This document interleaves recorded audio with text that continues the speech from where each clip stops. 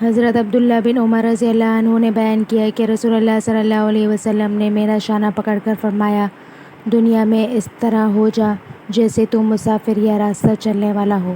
حضرت عبداللہ بن عمر رضی اللہ عنہما فرمایا کرتے تھے، شام ہو جائے تو صبح کے منتظر نہ رہو اور صبح کے وقت شام کے منتظر نہ رہو۔ اپنی صحت کو مرض سے پہلے غنیمت جانو اور زندگی کو موت سے پہلے۔ صحیح بخاری 6416۔ رسول اللہ صلی اللہ علیہ وسلم نے فرمایا، انسان کی عمر بڑھتی جاتی ہے، اس کے ساتھ دو چیزیں اس کے اندر بڑھتی جاتی ہیں، مال کی محبت اور عمر کی درازی۔ صحیح بخاری 6421۔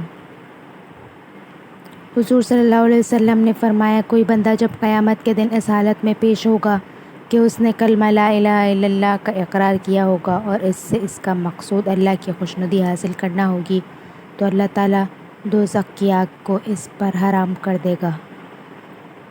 صحیح بخاری 6423۔ حضرت ابو عبیدہ رضی اللہ عنہ بحرین سے جزیہ کا مال لے کر آئے تو انصار نے ان کے آنے کے متعلق سنا اور صبح کی نماز حضور صلی اللہ علیہ وسلم کے ساتھ پڑھی، اور جب حضور صلی اللہ علیہ وسلم جانے لگے تو وہ آپ کے سامنے آ گئے۔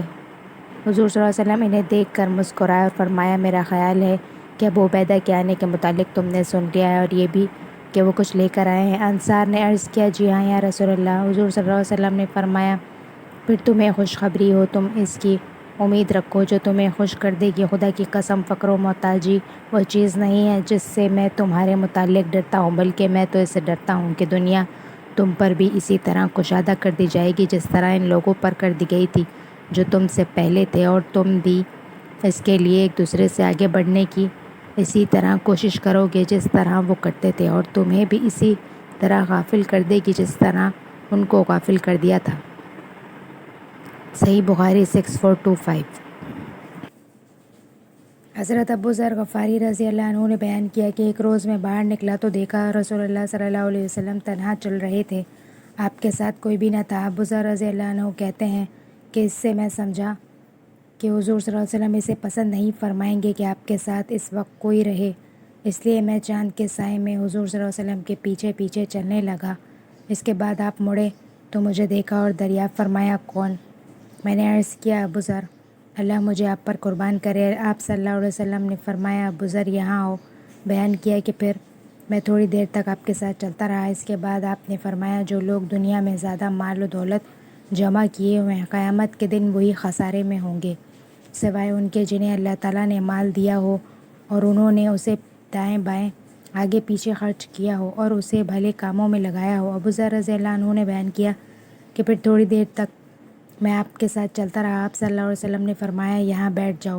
حضور صلی اللہ علیہ وسلم نے مجھے ایک ہموار زمین پر بٹھایا جس کے چاروں طرف پتھر تھے اور فرمایا کہ یہاں اس وقت تک بیٹھے رہو جب تک میں تمہارے پاس لوٹ کے آؤں۔ پھر آپ پتھریلی زمین کی طرف چلے گئے اور نظروں سے اوجھل ہو گئے۔ آپ وہاں رہے اور دیر تک وہیں رہے۔ پھر میں نے آپ صلی اللہ علیہ وسلم سے سنا، آپ یہ کہتے ہوئے تشریف لا رہے تھے، چاہے چوری کی ہو چاہے زنا کیا ہو۔ ابو ذر کہتے ہیں کہ حضور صلی اللہ علیہ وسلم تشریف لائے تو مجھ سے صبر نہیں ہو سکا اور میں نے عرض کیا، اللہ کے نبی، اللہ آپ پر مجھے قربان کرے، اس پتھریلی زمین کے کنارے آپ کس سے باتیں کر رہے تھے؟ میں نے تو اس کسی دوسرے کو آپ سے باتیں کرتے نہیں دیکھا۔ حضور صلی اللہ علیہ وسلم نے فرمایا کہ یہ جبرائیل علیہ السلام تھے۔ پتھریلی زمین ہیرا کے کنارے وہ مجھ سے ملے اور کہا کہ اپنی امت کو خوشخبری سنا دو، جو بھی اس حال میں مرے گا کہ اللہ کے ساتھ کسی چیز کو شریک نہ ٹھہراتا ہو تو وہ جنت میں جائے گا۔ میں نے عرض کیا، ہے جبرائیل، خواہ اس نے چوری کی ہو اور زنا کیا ہو؟ انہوں نے کہا، ہاں۔ میں نے پھر عرض کیا، خواہ اس نے چوری کی ہو زنا کیا ہو؟ جبرائیل علیہ السلام نے کہا، ہاں، خواہ اس نے شراب پی ہو۔ صحیح بخاری 6443۔ حضرت مغیرہ بن شعبہ رضی اللہ عنہ نے بیان کیا کہ نبی کریم صلی اللہ علیہ وسلم اتنی نماز پڑھتے کہ آپ کے قدموں میں ورم آ جاتا اور کہا کہ آپ کے قدم پھول جاتے۔ حضور صلی اللہ علیہ وسلم سے عرض کی جاتی کہ آپ تو بخشے ہوئے ہیں۔ آپ صلی اللہ علیہ وسلم فرماتے کہ کیا میں اللہ کا شکر گزار بندہ نہ بنوں؟ صحیح بخاری 6471۔ حضرت مغیرہ رضی اللہ عنہ نے بیان کیا، انہوں نے لکھا کہ میں نے حضور صلی اللہ علیہ وسلم سے سنا ہے، آپ نماز سے فارغ ہونے کے بعد یہ دعا پڑھتے کہ اللہ کے سوا کوئی معبود نہیں جو تنہا ہے، اس کا کوئی شریک نہیں، ملک اسی کا ہے اور تمام تعریفیں اسی کے لیے ہیں اور وہ ہر چیز پر قدرت رکھنے والا ہے۔ یہ 3 مرتبہ پڑھتے بیان کیا کہ حضور صلی اللہ علیہ وسلم بے فائدہ بات چیت کرنے، زیادہ سوال کرنے، مال ضائع کرنے، اپنی چیز بجا کر رکھنے اور دوسروں کی مانگتے رہنے، ماؤں کی نافرمانی کرنے اور لڑکیوں کو زندہ درگور کرنے سے منع فرماتے تھے۔ صحیح بخاری 6473۔